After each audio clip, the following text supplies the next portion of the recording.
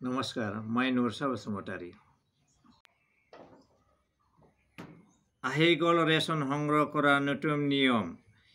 Post মেচিনত 3বাৰকৈ দিব লাগিব ফিংগাৰপ্ৰিণ্ট। 1 জুনৰ পৰা আৰম্ভ হ'ব অন্ন সেৱা দিন। 1 জুনৰ পৰা 10 জুনৰ ভিতৰত সংগ্ৰহ কৰিব লাগিব 3 মাহৰ ৰেচন। 3 মাহৰ ৰেচন লাভ কৰিব একেলগে।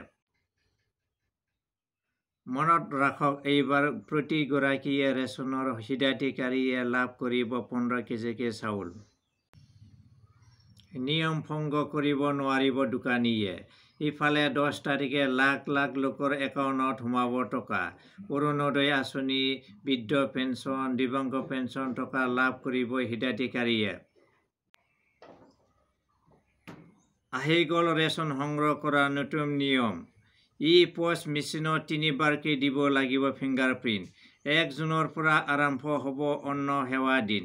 1 জুনৰ পৰা 10 জুনৰ ভিতৰত সংগ্ৰহ কৰিব লাগিব 3 মাহৰ ৰেচন।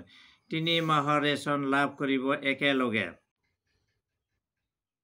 মনত ৰাখক, এইবাৰ প্ৰতিগৰাকীয়ে ৰেচনৰ হিতাধিকাৰীয়ে লাভ কৰিব 15 কেজিকৈ চাউল।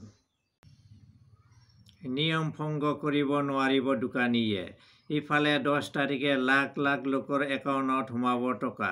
অৰুণোদয় আঁচনি, বৃদ্ধ পেঞ্চন, দিব্যাংগ পেঞ্চন টকা লাভ কৰিব হিতাধিকাৰীয়ে।